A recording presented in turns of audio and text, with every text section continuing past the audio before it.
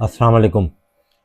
Cricket में बात करते हैं। सबसे पहले बात ये कि वर्ल्ड कप जारी है और उसके बाद पीएसएल भी स्टार्ट होने वाला है और पाकिस्तान की आने वाली सीरीज़ भी है। लेकिन बहुत सी बातें ये चल रही हैं कि पाकिस्तान और बांग्लादेश की सीरीज़ जो सिचुएशन इस टाइम ख़राब है जियो पॉलिटिक्स की, उसकी वजह से वो सीरीज़ कैंसिल होने वाली है। देखें, इंडिया में हो रहा है वर्ल्ड कप और इंडिया में जो टीमें मौजूद हैं उनमें जो टीमें हैं उनमें इंग्लैंड है, साउथ अफ्रीका और न्यूजीलैंड है। मतलब वेस्टर्न साइड की टीमें हैं। जब वहाँ वर्ल्ड कप कब हो सकता है तो बांग्लादेश में पाकिस्तान बांग्लादेश की ओडीआई सीरीज क्यों नहीं हो सकती? एक साथ तो दोनों मुल्क हैं, तो वो भी इफेक्ट करता। मेरे ख्याल से ये सीरीज होनी चाहिए और जो हालात ख़राब हैं उसके लिए जो है ना विशेष ये होनी चाहिए कि वो हालात जल्दी दुनिया भर में सही हो जाए। बहरहाल सबसे पहले बात करते हैं पाकिस्तान क्रिकेट पे। मैंने आपको कि 50-50 लाख का फ़ाइन किया है। देखिए, 50 लाख के फ़ाइन का कोई फ़ायदा नहीं है। ये भी कोई बोलते हैं फेस सेविंग है, कोई बोलते हैं ये पैसे इस तरह काटने से कुछ भी नहीं होगा। ठीक है ना? आप डिसीजन राइट लें और सही फैसले करें। और ये बात शुएब मलिक ने बिल्कुल सही बोली है कि इस तरह करने से तो आप बिल्कुल सेंटर कॉन्टैक्ट भी होते हैं और होता है। आप मजबूर कर रहे हो कि ये प्लेयर्स कोर्ट में चले जाएं और अगर ये कोर्ट में गए तो फिर पीसीबी की एम्बेरसमेंट होगी, फिर तो लड़ाई हो जाएगी ना। जब आप उनकी नौकरी छीनने लगोगे तो उनके पास तो ऑप्शन बहुत हैं। वो अगर आप उनको टीम से निकाल दोगे, दुनिया की लीगें खेलेगी भी और तमाम तकरीबन इतने उनमें से ज़्यादातर इतना पैसा कमा चुके हैं। जैसे बाबर हो गया या ये बकाया प्लेयर हो गए, शादाब हो गया, फ़खर हो गया, शाहीन भी शामिल कर लें, तो ये तो ऑलरेडी इतना पैसा कमा चुके हैं कि अगर इनको आप अभी टीम से बाहर भी कर लेंगे तो ये तो अपना सस्टेन ये लोग कर लेंगे। बहरहाल ये अलग डिबेट है। एक बंदे को गिराने के लिए आपने पूरी टीम को गिराया, ये स्टेटमेंट मोहसिन खान ने भी दिया और ये स्टेटमेंट यूनस खान ने भी दिया, ये स्टेटमेंट आमिर सेल ने भी दिया। उसका देख लीजिएगा, वो जिस चैनल पे आता है वो यूट्यूब पे आपको मिल जाएगा।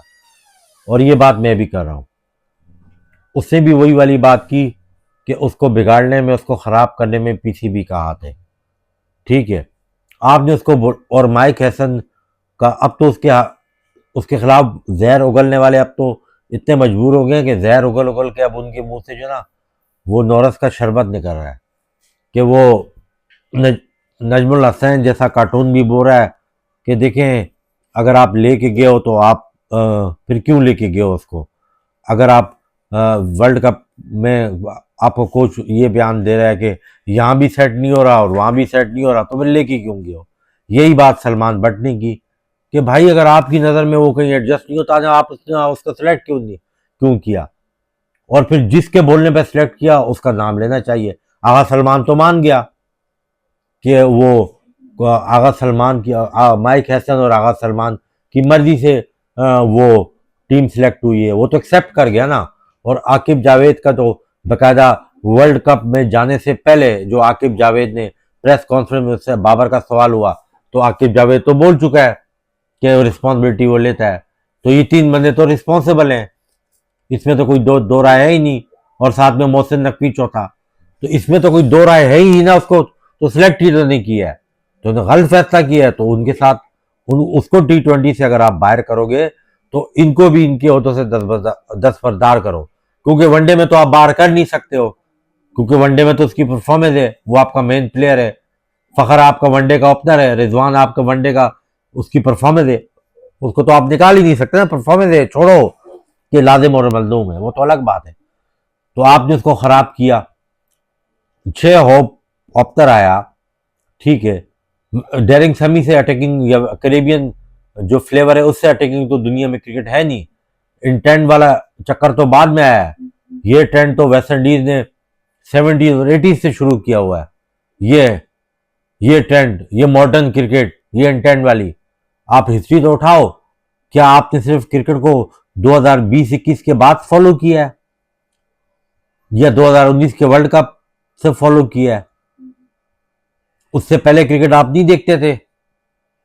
या आपको सिर्फ 2009 का वर्ल्ड कप याद है जो पाकिस्तान ने जीता है, 2017 की चैंपियंस ट्रॉफी याद है जो पाकिस्तान ने जीती है 92, उस दौरान आगे पीछे और क्रिकेट आपको नहीं याद?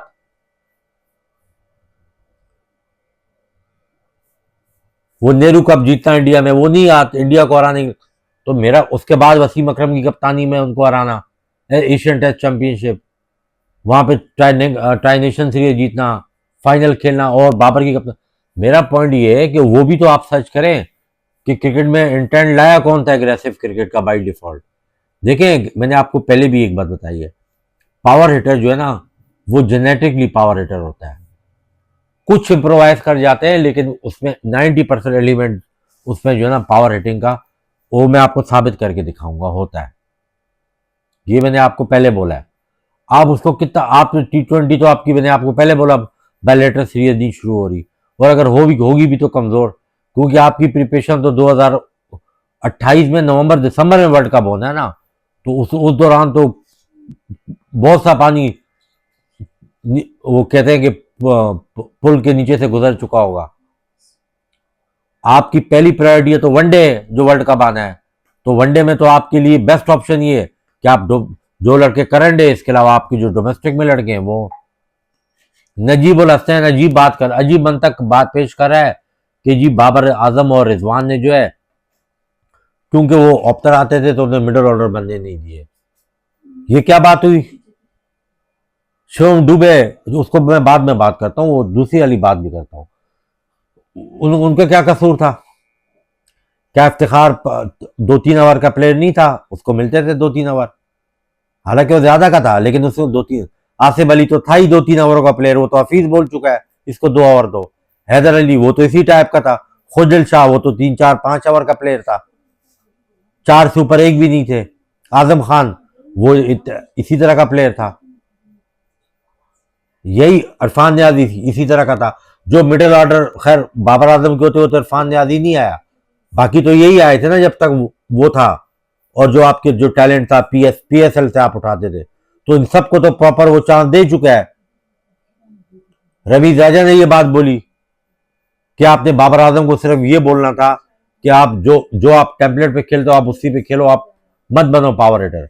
आपके पास तो थे ना लॉर्डपुरी, जो आकिब जावेद जो फार्मूला लेके आया था कि हम इंटेंट वाले और स्ट्राइक रेट वाले प्लेयर खिलाएंगे, तो बाकी तो खेल रहे थे वो 8-9। अब भाई कैसे तो 9 तक बैटिंग कर लीजिए, एक बाबर को निकालो, वो तो थे आपके पास इंटेंट वाले। उस्मान खान भी उसमें शामिल है। आगा सलमान ने बकायदा बोला कि अब हम नए तर्ज की क्रिकेट खेलेंगे, जबकि उसका खुद स्ट्राइक रेट 130 का भी नहीं है। फखर जमान सिर्फ उस दिन मैच में चला, वो एशिया कप से पहले, एशिया कप के बाद, वर्ल्ड कप से पहले उसका स्ट्राइक रेट तो 130 का नहीं था। साहबजादा फरहान का स्ट्राइक रेट उठा के देख लो सिवाय इस मैच के, और एक उसने 100 किया है नबीबिया के खिलाफ, तो उसका स्ट्राइक रेट तो 125 से ऊपर है ही नहीं। 3 तो ये हो गए, उस्मान खान का भी नहीं है, 4 हो गए। और मैं कितने गिनवाऊं आपको? यही 4 है ना। ख्वाजा नाफे को बोला जाया किया। ख्वाजा नाफे की जो है ना उसकी अचीवमेंट क्या है? ना डोमेस्टिक में रन किए, ना लिस्ट ए में रन किए, सबसे बड़ी बात ए टीम में उससे परफॉर्मेंस नहीं दी। उसको ऑस्ट्रेलिया लेके गए, उसको बाहर बिठाया उनकी एक क्लब लेवल की टीम के खिलाफ, परफॉर्मेंस ही नहीं दे पा रहा था। T10 लीग में 3 मैचों में कहीं चला हुआ ओपनिंग में, तो उसको आपने कैसे जाया किया? या तो वो हजार रन डोमेस्टिक से करके आया होता, वो किसी लीग में मैन ऑफ द टूर्नामेंट हुआ होता, T20 लीग में कोई भी, चलो मान लिया लीग में PSL में ही हो जाता वो, तो तब उसकी तो अचीवमेंट नहीं है, तो कैसे? अभी तक तो उसके गुर ही नजर नहीं आए, तो उसको आपने एक बंदे में एबिलिटी नहीं, तो कैसे उसको आप बोलते हो कि उसको जाया कर दिया? आपने सिर्फ सेंट्रल टीम खराब की है। और आपकी इंफॉर्मेशन के लिए एक और न्यूज आपको देता चलो, पाकिस्तान ने 200+ रन 3 दफा चेस किए हैं, और उसमें आपको पता है 2 सेंचुरीज उसमें बाबर आजम की है 3 में, और 1 रिजवान की है। ये फालतू बकायदा मिडिल ऑर्डर के बावजूद ये आपकी अचीवमेंट है, आप समझ रहे हैं?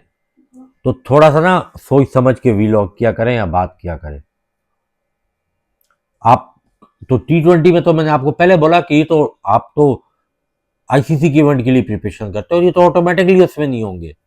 उसमें बाबर भी नहीं होगा, उसमें शादाब खान भी नहीं होगा, उसमें फ़खर भी नहीं होगा, उसमें उस्मान, रिजवान, ये नहीं होंगे उसमें। पता नहीं साहबजादा फरहान भी खुद को वहां तक मेंटेन कर सकता है, नहीं कर, सालों बाद होना है वो वर्ल्ड कप। और बाय द वे वहां पे शॉर्ट बॉलें खेलनी पड़ेंगी, और वो पहले तो वनडे के वर्ल्ड कप का सोचो, जो वनडे है उसको तुम छोड़ दो, क्या आप बैलेटर सीरीज पे बेस पे, और कप्तान किसको बना रहे हैं? कप्तान फ़खर जमान को पहले बनाना चाहिए था जब आपने रिजवान को हटाया है, क्योंकि फ़खर जमान इनकी सुनता नहीं है। एक दफ़ा उसका सलमान नसीर से मसला हुआ, उसने बात बोली, उस पर पाबंदी लगाई, फिर बाकायदा माफ़ी मांग के टीम में आया। शादाब खान को आप बनाओगे, वो ये आपका फ्यूचर, वो तो है ही नहीं, अगले वर्ल्ड कप 2028 में खेलेगा ही नहीं। साहबजादा फरहान को बनाओगे, तो साहबजादा फरहान को जब आप कप्तान बनाओगे, साहबजादा फरहान को इतना इंडिपेंडेंट या बनाओगे आप? कभी भी नहीं बनाओगे, वो भी ऐसे ही पपेट होगा। आप एक काम करो, आप कुछ नहीं करो, आप सिलेक्शन कमेटी में ऐसे बंदे लाओ जो जिसका प्रेशर नहीं ले। कोच कोई भी हो, चाहे यही कोच हो, इसी को रखो, 10 साल और भी रखो, लेकिन इसके साथ कप्तान ऐसा रखो जिसके फैसले पहले हों और उस कोच के बाद में हो। मैं T20 की बात कर रहा हूँ, वनडे का शाहीन आफरीदी है, उसका पता चल जाएगा। अब आए इंडिया की तरफ। कल जो वेस्ट इंडीज मैच आ रहा है, कल के मैच की मैंने हाईलाइट देखी, और एक ख़ास बात मैं आपको बताता चलूँ कि बहुत अरसे से मैं बहुत मैचेस देख रहा हूँ, बाकी टीमों के भी देख रहा हूँ, न्यूजीलैंड वगैरह के, साउथ अफ्रीका, इनके उन्होंने थोड़ी बहुत बॉलिंग की है, पाकिस्तान या वेस्ट इंडीज, कल उन्होंने शॉर्ट बॉल नहीं की। संजू सैमसन की एक प्रॉपर वीकनेस है कि वो मिड विकेट पे शॉर्ट बॉल पे कैच देके जाता है। कल सारी बॉलें उन्होंने वेविट की, ऑफ स्टंप से बाहर किए, एक स्पिनर को उससे ओवर नहीं दिए, दो दो करवाए शेव ने। दूसरा, डेरिंग समी जब लीग में भी था पिशावर जलमी पे, तो वो ज़्यादातर फास्ट बॉलर या मीडियोकर किस्म की मीडियम पेसर पे रिलाय करता था, उसकी ये सोच थी, मेंटेलिटी, स्पिनर पे ट्रस्ट नहीं करता था, तो डेफिनेटली उसका फीडबैक होगा। कल उन्होंने मोटी को ओवर नहीं दिया और उसको अकील को बीच में देते, वो तो यार ऑफ स्टंप से बाहर गेंद, वो दो बोले करवाई है वेस्ट इंडीज ने, या तो ऑफ स्टंप से बाहर गेंदे की है संजू सैमसन ने मारे, या लेग स्टंप पे बॉलिंग की है। उन्होंने कोई शॉर्ट बॉल उन्होंने अप्लाई नहीं की। और दूसरी बात है कि मैं आईसीसी को एक मशवरा दूंगा, अगर आपने T20 को और खूबसूरत करना है ना, और इसको एक्साइटमेंट पैदा करनी है, तो आप एक बाउंसर फास्ट बॉलर को अलाउ करो। वो एक सटन, जिस तरह आप वेस्ट बॉल करना, एक सटन एरिया ना, कि अगर वो बैट्समैन के ऊपर से जाए तो एक सटन आप रख लो उसमें एंगल, कि इससे ऊपर जाए तो वाइड कंसीडर होगी, वरना वाइड कंसीडर नहीं होगी, तो ये एडवांटेज मिल जाएगा बॉलर को। और नंबर दूसरी बात कि T20 में जिससे एक वाइड के बाद अगर उसी ओवर में एक बॉलर ने दूसरी वाइड कराई, तो उसके आप उसको जो है ना, आप उसको जो है ना वो 2 रन दोगे। और तीसरी मोस्ट इंपॉर्टेंट और सबसे जरूरी, कि स्पिनर को आप एक बॉल, स्पिनर के लिए आप एक एडवांटेज दो कि एक बॉल वो एक ओवर में थोड़ी लेग, भले आप लाइन लगा दो, अब तो थोड़ा बहुत उन्होंने दे भी दिया है, लेकिन थोड़ी लाइन को आप और वजह कर दो और बढ़ा दो, कि इस लाइन के अंदर लेग स्पिनर एक बॉल अपनी रिसीव कर सकता है बैट्समैन को। इस तरह से क्या होगा, बॉलर के पास अपॉर्चुनिटी मिल जाएगी, जो एक वन वे और वन डायरेक्शन और एक तरह की हिटिंग होती है ना, तो बॉलर के लिए भी फास्ट बॉलर की बाउंसर का एलिमेंट आ जाएगा, बैट्समैन के लिए ये आ जाएगा कि दो दूसरी वाइड बॉल पे उसको दो मिल जाएंगे, और स्पिनर के लिए आ जाएगा लेग स्टंप पे एक सर्टन एरिया में वो अपनी जो भी उसकी 6 बॉलें हैं उसमें से एक बॉल वो करके खुद को सेफ साइड पे भी कर सकता है। ये थोड़ी सी चेंजिंग आईसीसी कर सकते हैं। बहरहाल इंडिया के देखे ना, मैं बात कर रहा हूँ शिवम दुबे कितनी बॉलें खेलते हैं नीचे आके, रिकू सिंह कितनी बॉलें खेलते हैं नीचे आके, मैं सिर्फ इन दो के नाम लूंगा आपको।